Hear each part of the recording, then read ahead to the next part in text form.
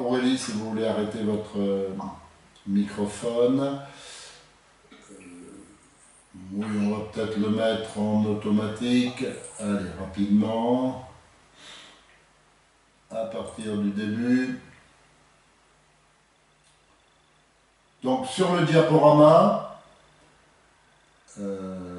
voilà, sur le diaporama, vous découvrez les adresses de l'association, du site de l'association, vitrine, et puis là figure pas édition Abacus, mais bon, édition Abacus, vous connaissez puisque vous avez vos bouliers. On peut, sur le blog, donc actuellement, les nouveautés sont peut-être pas nombreuses, mais on est en train de se structurer un petit peu dans l'association. Il y a des gens qui donnent un coup de main aussi. Et donc, le blog de Édition Abacus aussi est intéressant. Et notamment, il y a eu cette formation de boulier. Je sais pas cette formation. Cette semaine, il y a une formation en 1 heure, vous imaginez. On a fait une formation boulier chinois. C'était pour l'Institut Confucius d'Angers. Et voilà, il y avait des formateurs qui interviennent au niveau des PAF. C'est ça, le périscolaire. Hein. Voilà, donc les sites de l'association. Bon, le déclin en mathématiques à l'école, hein, ça vous connaissez. Alors, les 3 paliers. Je ne vais pas rentrer trop détailler le sujet parce que on pourrait en parler pendant des heures et des heures. Hein. À l'origine, avant d'aborder le boulier, on avait, pour répondre aux difficultés en calcul et en maths en général, on avait travaillé sur les auteurs constructivistes du siècle dernier, Piaget, et qui avait notamment... Alors les enfants, excusez-moi là, mais c'est pas un sujet qui vous passionne. Hein. À la fin de l'heure, on aura une présentation du boulier et puis des mains qui vous correspondront plus. Hein. Donc si vous voulez aller faire un tour, hein, mais la grande Anaëlle, elle peut écouter, hein, mais si Louis Salbarbe, il peut aller faire un tour.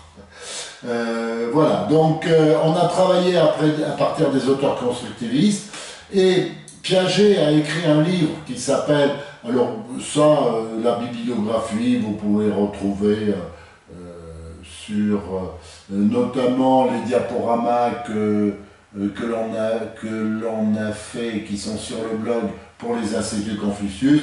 Vous allez trouver, sinon si vous avez un souci, on vous redonnera les références. Piaget donc a fait un petit bouquin qui s'appelle L'abstraction réfléchissante et qui est très intéressant, même si Piaget n'était pas du tout mathématicien. Il a fait ça pour ses gamins, mais il a vu la différence qu'il y a entre des apprentissages, on va dire, usuels et l'apprentissage mathématique. L'apprentissage usuel, eh bien, lui, il a mis un mot pour le définir, c'est l'abstraction empirique. Quand vous parlez d'un cheval, eh bien, vous voyez l'image du cheval. Hein, c'est-à-dire que vous avez à la fois l'image et à la fois le mot cheval.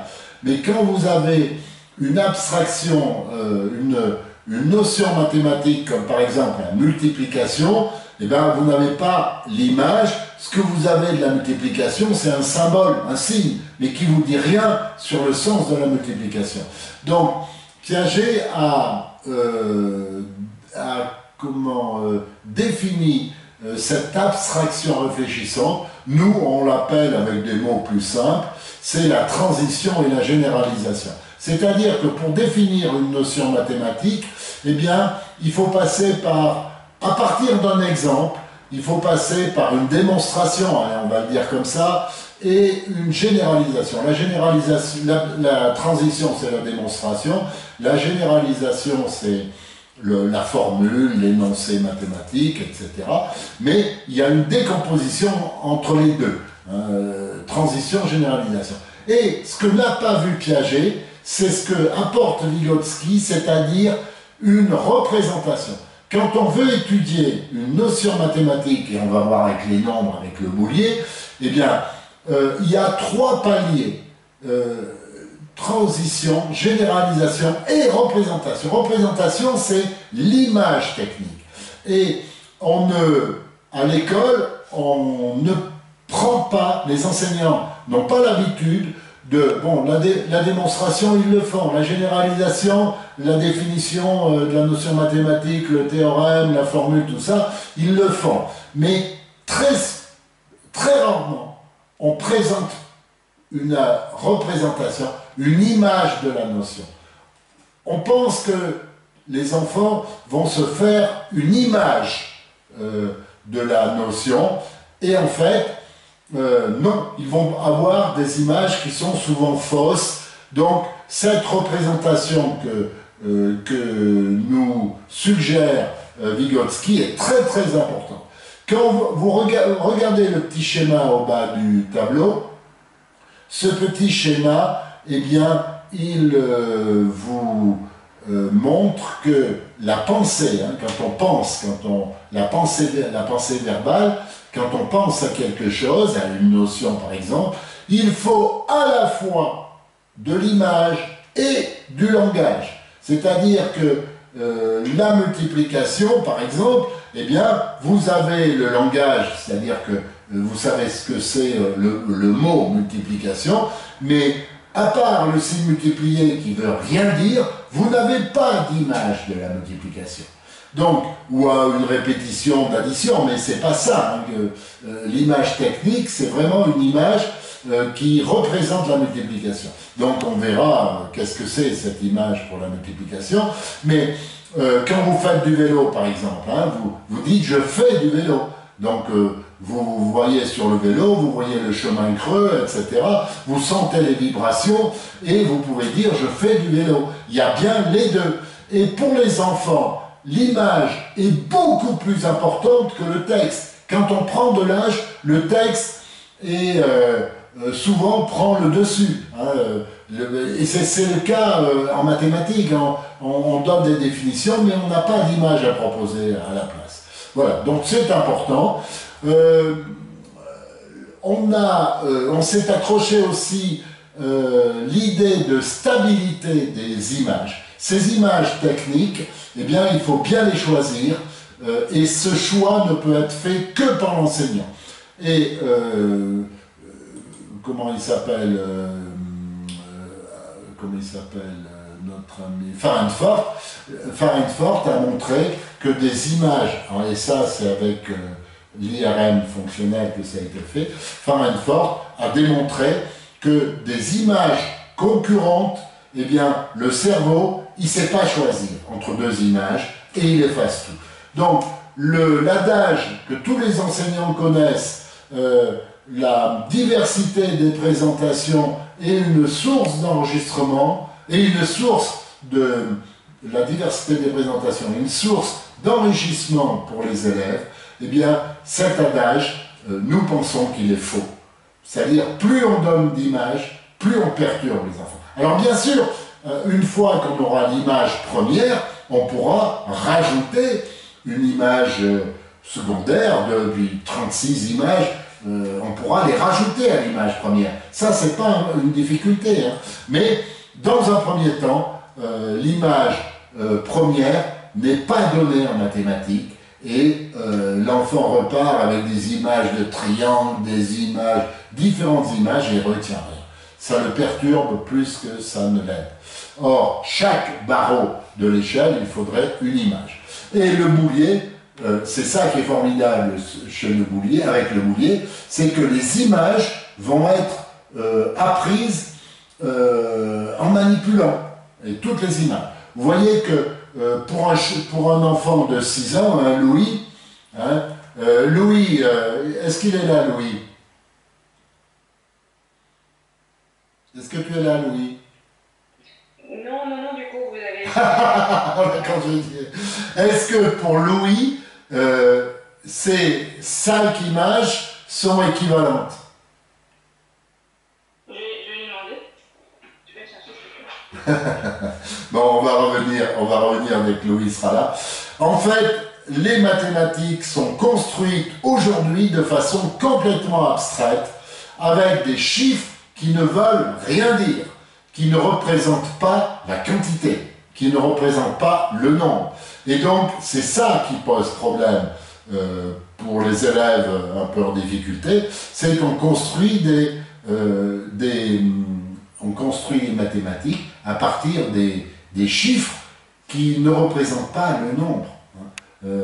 7, ça ne représente pas, hein, c'est un symbole brahmi, mais ça ne représente pas le nombre 7. Donc c'est ça la grosse difficulté. Hein. Est-ce que vous êtes d'accord, Jean-Marc? Oui, tout à fait, oui. Et c'est pour ça que le boulier m'intéresse d'ailleurs. Eh oui, voilà. Donc le boulier va bâtir sur du concret. Voilà. Et c'est là où on imagine bien le fait d'inciter les enfants à faire des représentations mentales. Eh oui, eh oui. Mais est-ce que vous êtes d'accord avec moi quand je dis que les enseignants n'ont pas le réflexe de proposer une image technique, hein, une image technique au sens de Vygotsky, c'est une image comme par exemple la corde à 13 nœuds pour le théorème de Pythagore. Cette image technique doit amener au théorème de Pythagore. Hein, la corde à 13 nœuds, le 3, 4, 5, hein, vous connaissez, Jean-Marc. Donc ça amène au théorème de Pythagore. Ça, c'est une image technique. Et donc, si on ne fournit pas cette image technique, eh ben, on va donner un énoncé du théorème de Pythagore qui sera oublié dans quelques semaines. Hein? Comme c'est le cas pour nous aujourd'hui. Comment? Et oui, si je vous dis, Aurélie, énoncé, il y a un prof, Jean-Marc est prof, donnez-nous l'énoncé du théorème de Pythagore, s'il vous plaît, Aurélie. Tout à fait. Alors là, je n'enseigne plus, alors je m'en souviens, je ne serais pas capable de vous le redonner. Et oui, bon, parce que vous avez peut-être des... donc même vous n'êtes pas capable de le retrouver très rapidement. Alors que si on vous donne l'image du 3, 4, 5 ou de la corde à 13 nœuds, c'est pas le sujet aujourd'hui, mais vous allez le retrouver immédiatement, hein, parce que vous allez pouvoir faire 3 au carré ça fait 9, 4 au carré ça fait 16, 5 au carré ça fait 25, 3 plus 9 ça fait 25. Et c'est ça le théorème de Pythagore. A carré égale B carré plus C carré, etc. Voilà. Donc, et puis, voilà. Alors, c'est très important cette histoire d'image technique. Alors, on revient là pour Louis. Tu es là, Louis? Ah, c'est bon, il était là. Il est là? Est-ce que... Ça y est, il est là. Est-ce que tu es là, Louis? Regarde, il y a 5 images au tableau. L'image, est-ce que tu vois le curseur là? La souris. Qu'est-ce que tu vois là? Oui. Qu'est-ce que c'est ce que je montre avec la souris? C'est quoi ce que je te montre avec la souris? La première image. C'est quoi? Je pense qu'il voit pas trop ce que c'est. Comment? Je pense qu'il voit pas trop ce que c'est. Tu vois pas. Et ça là, la troisième image, c'est quoi? Un casque. Bon, un casque, d'accord? La quatrième image, c'est quoi? C'est pour attacher au cheval. Bon, pourquoi pas? Mais c'est faux, mais pourquoi pas? Et ça, c'est quoi? C'est quoi? Et voilà. Hein? Il y a que... bon, la deuxième image, c'est quoi? Un cheval. Voilà, bon, donc il y a ces deux images que tu as associées au cheval. Hein, le fer, tu as reconnu que c'était associé au cheval. Mais là, la première et la troisième, tu ne l'as pas associé au cheval. Donc, effectivement, il faut donner la bonne image. Hein. Si vous donnez un casque ou si vous donnez des bottes, Louis il va pas le relier au cheval. Hein. Donc, en pédagogie, c'est important de donner la bonne image technique. Et c'est l'enseignant qui doit la donner. Voilà, alors je passe rapidement. Restez de moi. Donc, on arrêtera à 55.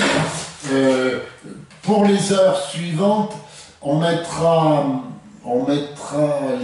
les horaires suivants, si ça ne vous dérange pas, on va dire par exemple 9h, 9h55, non, 9h, 10h, et puis les suivants, ça sera 10h05, 11h, et 11h05, midi. Mais pour vous, ça change pas, puisque vous serez toujours à 9h. Bon, c'est un peu tôt, hein, 9h, mais bon, c'est peut-être... Voilà, par contre, il y avait d'autres personnes qui devaient venir, hein, c'est peut-être l'heure qui les a... Ouais, se sont oubliés. Voilà, donc, très important, l'image. Hein, et le boulier, c'est ça, c'est l'image. Donc, pour construire l'échelle, donc on a ce modèle, on dit transition, généralisation, représentation. Ce modèle, il est original, surtout par le fait qu'il faut donner une image technique. Hein. Si je vous demande vilebrequin, Aurélie, qu'est-ce que c'est un vilebrequin? Aucune idée. Mais vous connaissez le mot. Absolument pas. Vilebrequin. Ah non, je ne connais pas le mot. Vous ne connaissez pas le mot. Donc, c'est un mot technique, mais très souvent, bon, c'est vrai que les dames, les femmes, c'est pas une histoire de sexisme, mais les femmes, bon, il y a des mots qui sont plus techniques, que les garçons ont manipulés depuis le plus jeune âge, et les filles un peu moins. Voilà, c'est comme ça. Et le vilebrequin, c'est un... Bon, Jean-Marc il sait, mais c'est une pièce mécanique dans un moteur qui transforme, hein, ça ressemble à un pédalier de vélo. Un pédalier de vélo, c'est un vilebrequin. Voilà. Donc maintenant que vous avez l'image du pédalier de vélo, ben vous n'oublierez, vous saurez ce que c'est un vilebrequin. Hein, parce que vous avez l'image. Et là, vous avez vu, j'ai écrit ce mot quelque part, sûrement, mais vous ne l'avez pas identifié parce que vous n'aviez pas d'image. Et maintenant, bon, il y a le fait aussi de se souvenir quand même du mot, hein, vilebrequin, c'est pas trop associé à la pièce mécanique, mais vous voyez que c'est important une image. Hein. Et donc en mathématiques, pareil. Alors au départ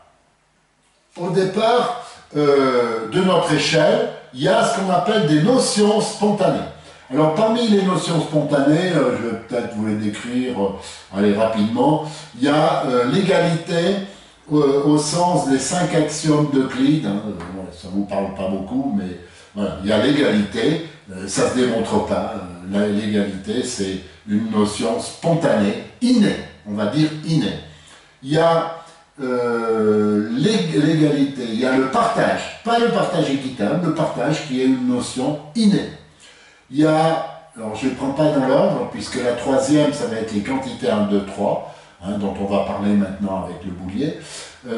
Eh bien, ces quantités 1, 2, 3 sont innées chez dans tous les cerveaux, y compris les bébés de 2 mois. Il y a des dizaines d'expériences qui ont été faites sur le sujet. Les quantités 1, 2, 3 sont innées. Hein, c'est-à-dire que des bébés de 2 mois reconnaissent, derrière un écran, on met 2 poupées, si on fait rentrer une 3e poupée, eh bien, on lève l'écran, le bébé, il y a 2 situations possibles, s'il n'y a toujours que 2 poupées, eh bien, le bébé fixe la scène pendant de longues minutes, il ne comprend pas. Et si au contraire, il y a 3 poupées, ben, le bébé a vu les 2 poupées avant, on fait rentrer une 3e poupée, il regarde la scène pendant quelques secondes et il passe à autre chose parce qu'il a compris. Hein, c'est la 3e poupée est là, tout va bien. Donc les bébés de quelques mois, 2 mois, à partir de 2 mois, eh bien, reconnaissent les quantités 1, 2, 3. Donc voilà, ça c'est l'histoire du théorème de Pythagore dont je vous parlais tout à l'heure. Hein. Voilà, on va découvrir le boulier. Donc la différence entre abstraction empirique, hein, quand vous reconnaissez, quand vous avez l'image du cheval ou du vilebrequin en face du mot, eh bien c'est une abstraction empirique. C'est-à-dire que vous pouvez avoir manipulé un vilebrequin et avoir croisé un cheval dans la rue. hein. Donc ça, c'est quelque chose qui est apporté par l'environnement. C'est empirique. Piaget fait la différence entre abstraction empirique et abstraction réfléchissante pour les mathématiques. Donc, les mathématiques, les notions, c'est pas des notions empiriques, sauf pour les quantités 1, 2, 3. Hein, on va le voir maintenant. Les quantités au-delà ne sont absolument pas empiriques, on n'a pas d'image en face, donc il faut les construire. Et ça tombe bien, les notions 1, 2, 3, les quantités 1, 2, 3 sont empiriques, hein, puisqu'elles sont même plus qu'empiriques, puisqu'elles sont innées. C'est pas des quantités, bien sûr que vous allez les manipuler dans la vie de tous les jours, mais en plus, on les a de façon innée. Et c'est ça qui change toute l'approche que nous on propose par rapport à l'approche de l'école. On ne change pas les mathématiques, mais on change l'approche. Voilà. Donc, si vous voulez, alors, la perception immédiate. Donc, pour ces quantités, on va le voir maintenant, on va peut-être le voir maintenant. Regardez, 3, vous voyez, vous reconnaissez immédiatement la quantité 3 du chiffre romain 8. En dessous, eh bien, vous ne savez pas combien il y a de barres. Vous êtes obligé de compter.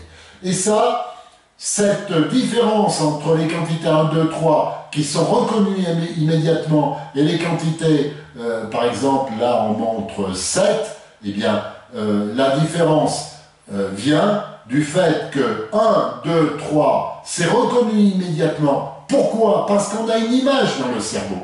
On a une image, on verra au tableau, on a une image de cette quantité, donc on la reconnaît immédiatement. Et à partir de 4, vous voyez que le temps, parce que c'est le temps qui est mesuré en abscisse, là, et à partir de 4, le temps augmente très vite. 5, 6, 7. Et pourquoi ça augmente très vite? Parce qu'on est obligé de compter. Donc vous voyez qu'il y a une différence importante entre les quantités 1, 2, 3 et les autres quantités 4, 5, 6, 7, 8, 9, voilà. Et cette différence, elle a été, dans l'Antiquité, on s'en est rendu compte, en Mésopotamie notamment, on s'en est rendu compte, enfin les civilisations anciennes se sont rendues compte de cette différence entre les quantités 1, 2, 3 qui sont perceptibles immédiatement et les autres quantités qu'il faut construire. Et aujourd'hui, on a perdu cette base de ces quantités, alors que toutes les civilisations antiques en avaient pris conscience. Donc nous, la rupture ou l'oubli s'est fait à partir de la Révolution française, où la Révolution a interdit les abacs à jetons, qui eux étaient encore porteurs de cette vérité, hein, puisque les abacs à jetons fonctionnaient en gros comme le boulier chinois. Hein. Voilà, donc on va passer voilà, vous avez bien compris, Aurélie, la différence entre ces quantités 1, 2, 3, et on va voir que c'est formidable pour le boulier. Mais vous voyez, le pont du Gard, il y a combien d'arches? Ben, vous êtes obligé de compter. Le pont, ça c'est l'arc de triomphe du Trocadéro, je crois. Non, comment on l'appelle, hein, il y a des chevaux au-dessus. C'est le Versailles ou... Non, c'est l'arc de... Non, c'est, je pense, l'arc de triomphe, comment on dit... alors, je suis cavalier, je devrais le savoir, quand on fait... ah bon, ça reviendra. Enfin, vous voyez qu'il y a 3 arches immédiatement. Hein. Voilà, donc on va passer au boulier. On quitte vous partagez l'écran, j'arrête le partage. Je vais mettre la caméra sur le tableau.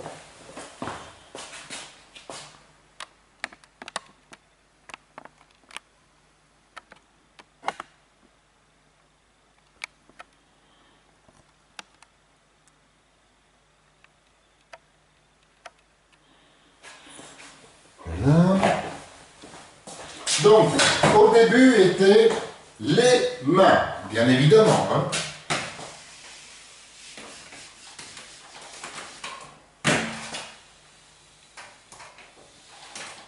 Donc là, c'est normalement la séance CE, c'est la séance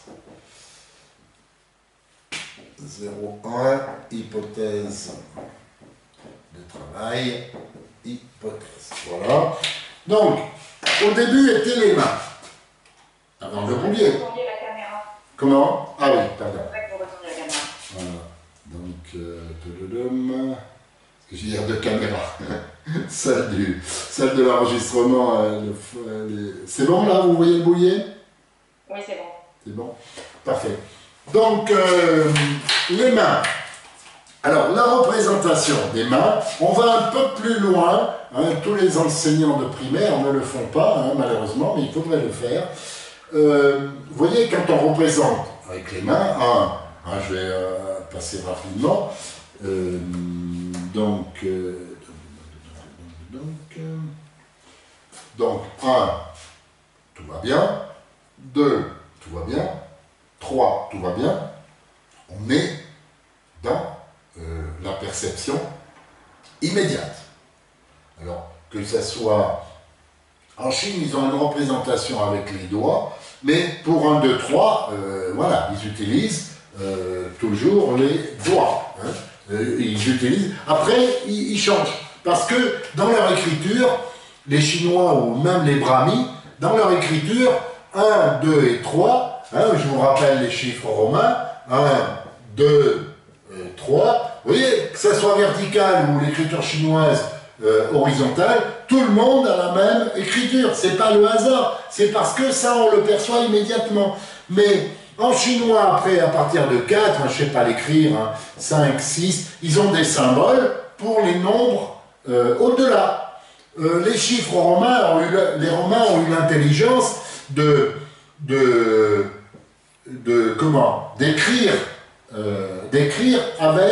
comme avec les mains. Hein, on va le voir, hein, pour 5, ensuite 6, 7, 8, 9, 10, voilà. Donc, jusqu'à 3, tout va bien. Hein, puis d'ailleurs, vous reconnaissez nos symboles arabo-indiens, ils viennent de là, hein, jusqu'à 3. Hein.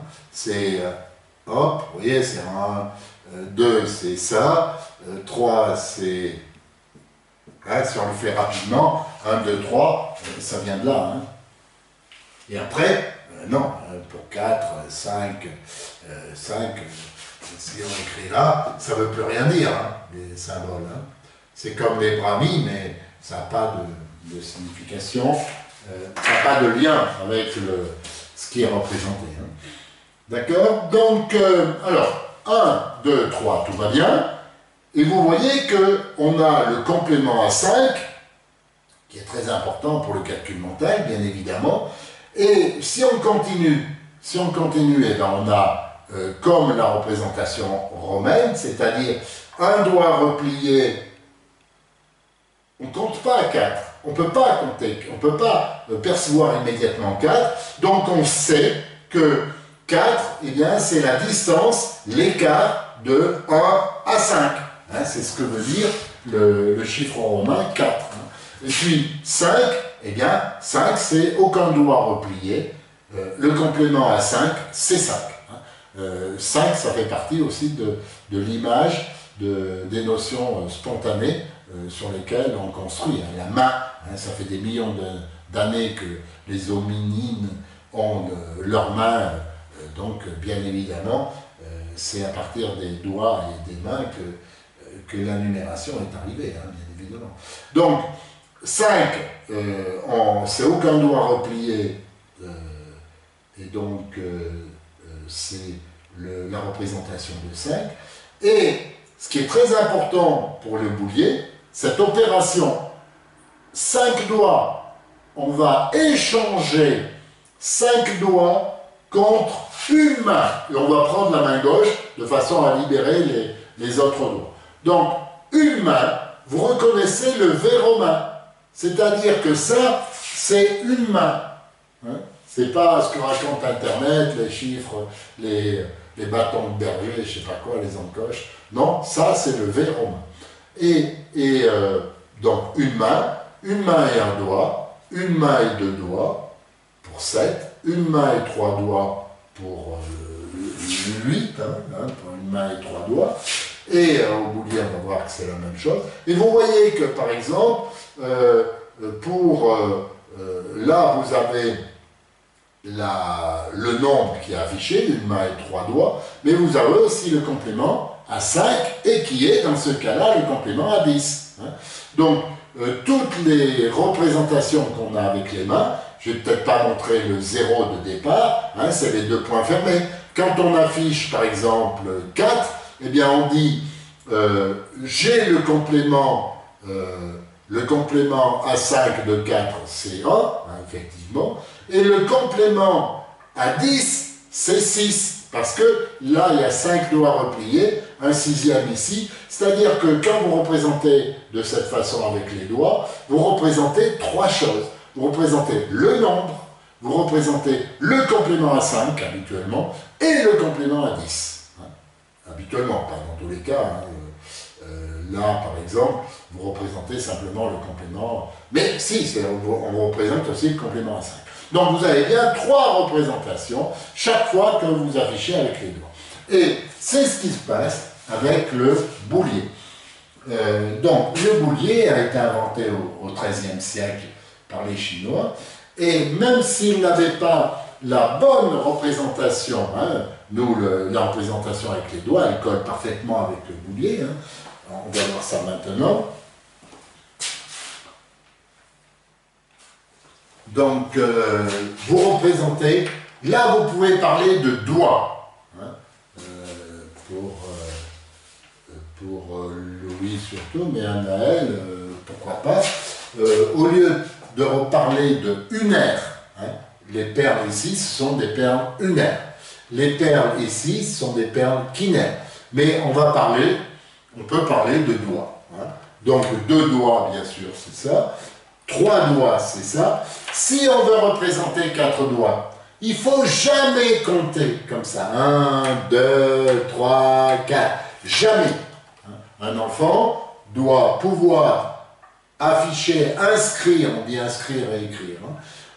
On doit afficher 4 perles immédiatement. On ne compte pas les perles, puisque 4, on n'a pas la perception. On laisse une perle non activée. On sait que le complément de 1 à 5, c'est 4, donc il y a 4 perles, et voilà, on continue comme ça. Si on veut afficher 5, ben là, il n'y a pas de problème, on affiche 5 perles, il n'y a aucune 5, il n'y a pas de perles de doigts repliés, donc c'est 5, et on peut échanger, et cette opération qu'on a fait là, 5 doigts contre une main, c'est ça. On échange 5 doigts, on échange 5 doigts, on peut utiliser, mon boulier bouge un peu, contre une main. Cet échange, eh bien, c'est la même chose que l'échange avec les mains. Donc, on peut dire, ça c'est la main gauche, ça c'est la main droite. Et on continue. Donc avec la main droite, on continue à afficher. Vous voyez, si je veux afficher 9, 8 par exemple, si je veux afficher 8, je sais, je ferme les yeux, je sais que l'image technique de 8, c'est une main et 3 doigts. D'accord? C'est une main et 3 doigts. Donc, pour mon affichage de 8, ben, je ne compte pas, je ne vais pas dire 5, 6, 7, 8, non, jamais. Il faut faire appel pour 8, 8 ça s'écrit comme ça, c'est comme l'histoire du cheval, 8 ça s'écrit comme ça, et l'image technique première qui doit apparaître, eh bien c'est une quinaire, si vous voulez, je vous le représente comme ça, c'est cette image-là. Voilà, ça c'est 8. C'est pas ça qui est 8 en image première. Bien sûr, on va apprendre aussi cette image. C'est le symbole. Mais c'est l'image qui arrive en 2 normalement. Donc, idéalement, il faudrait découvrir à la maternelle, au moins en grande section, il faudrait découvrir ces images des quantités. Hein. Et puis ensuite, on associe tout enfin, pas ensuite, en même temps. Hein. L'image première, c'est 8, et puis ça, c'est un symbole qui veut dire 8. Hein, c'est la même chose. Hein, c'est comme les bottes de cheval qui représentent le santé équestre, au même titre que le cheval. Mais l'image première, c'est bien le cheval. Donc, 9, eh ben, je ne compte pas. Hein, si je veux inscrire 9, je laisse une perle et j'inscris 9. Hein, d'accord? Si je veux inscrire 10, hein, bien sûr, là j'ai 10. L'intérêt du boulier, c'est que ça permet d'afficher au-delà de 10, hein, puisque j'ai une autre perle. Hein. Donc, pour représenter les quantités ensuite, hein, eh ben, j'échange, là je vais partir avec les doigts, hein. Quand vous avez cette image avec les doigts, eh ben, vous échangez cette main droite de 5 doigts contre une deuxième main. Vous avez 2 mains. Et ces 2 mains, vous voyez, quand vous repliez, vous croisez les pouces, hein, si je le fais comme ça, hein, quand vous croisez les pouces, vous retrouvez le X romain. Hein. Le X, c'est les pouces croisés, hein, c'est pas des histoires en cloche, truc machin. Voilà. Et donc, une fois que on a, donc si on a ça, c'est 10, il y a plusieurs représentations de 10. Mais ça aussi, c'est 10. Hein, c'est les doigts croisés. Là. Et 2 quinaires, donc, c'est la représentation de 10, hein, 2 mains, hein, 2 mains, c'est 10 doigts, mais ces 2 mains, eh bien, on va pouvoir les échanger, hein, on peut dire aux gamins, eh ben, voilà, je suis à 10, maintenant qu'est-ce que je fais? Ben, je te donne mes 10 doigts, hein, on check les mains, comme on dit, comme disent les anglo-saxons, je te donne mes 10 doigts, et puis maintenant c'est toi, tu peux mettre les mains dans les poches, je sais que tu as 10 doigts, c'est toi qui représente la dizaine. Hein. Donc on peut échanger 2 mains contre une dizaine. Hein. Une dizaine, c'est le petit copain à qui on a donné les 10 doigts, mais qui n'affiche pas ses 10 doigts, hein, et on sait qu'il a 10 doigts. Hein. Il a 10 doigts, et ça permet au premier enfant, eh bien, de continuer à construire. Hein. Qu'est-ce que j'ai écrit là? Qu'est-ce que j'ai écrit là au boulier, Anaël, si tu es là? 12. Non. 12. Non.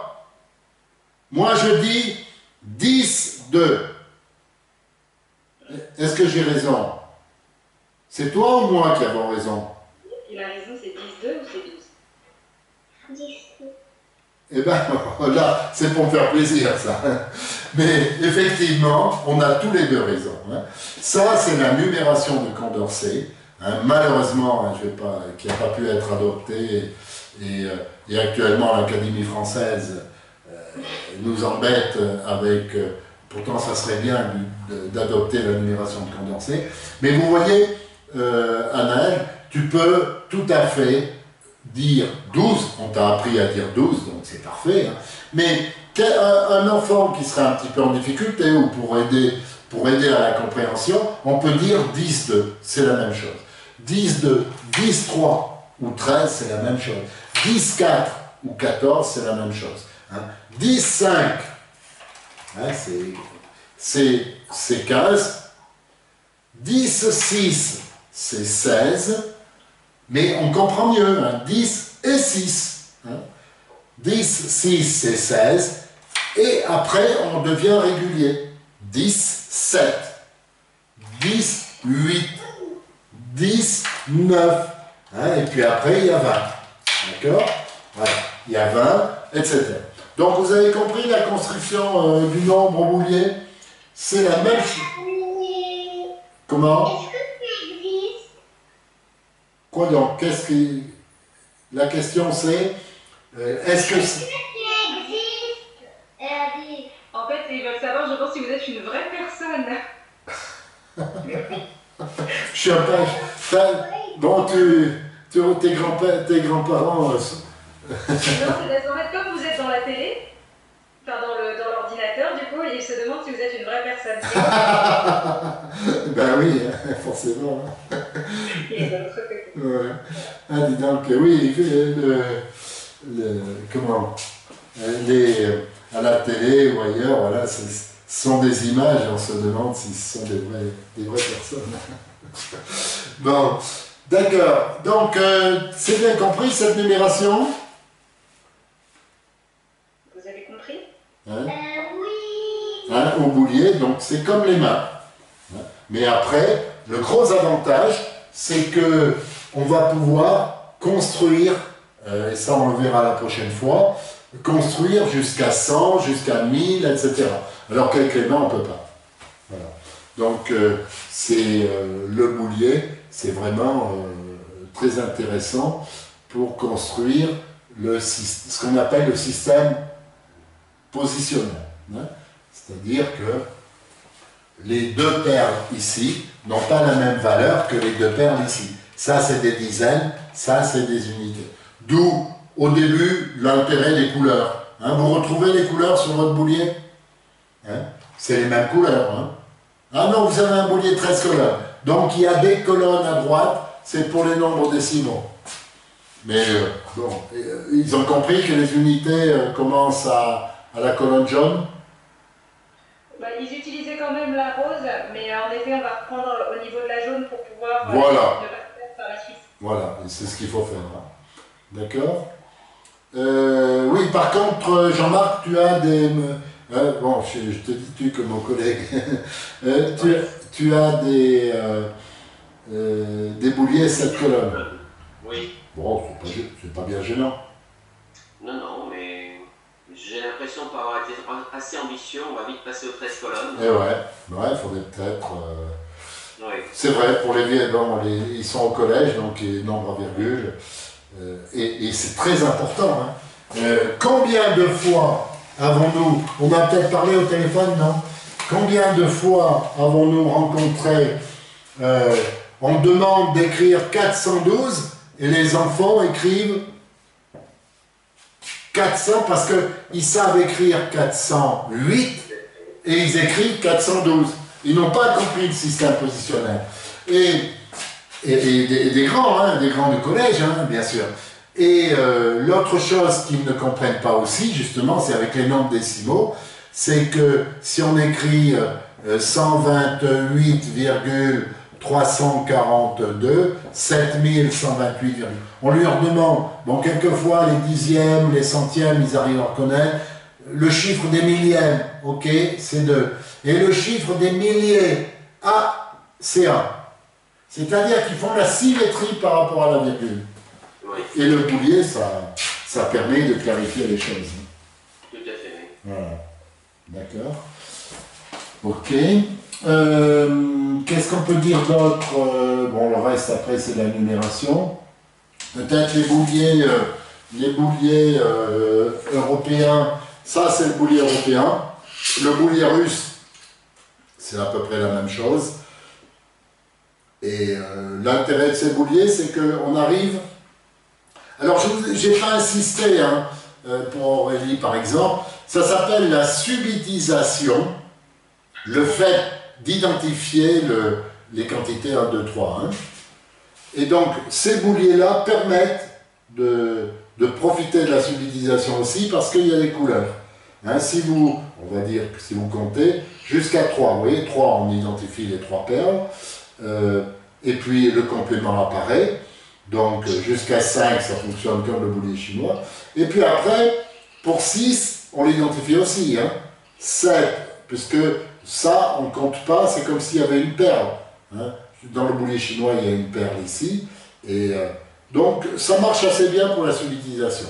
Le problème de ces bouliers européens et russes, c'est qu'ils affichent horizontalement, alors que nous, on écrit... ils affichent verticalement, alors que nous, on écrit horizontalement. Donc, c'est un peu perturbant pour les enfants. Et l'autre boulier connu, c'est le boulier japonais, Soroban, dont je ne vous dirai rien, parce que je serais tenté de ne vous dire que du mal. Et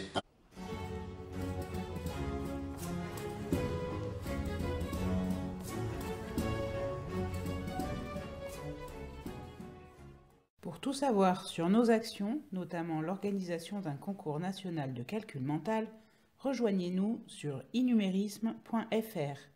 Et pour tout ce qui concerne les bouliers, sur édition-abacus.com.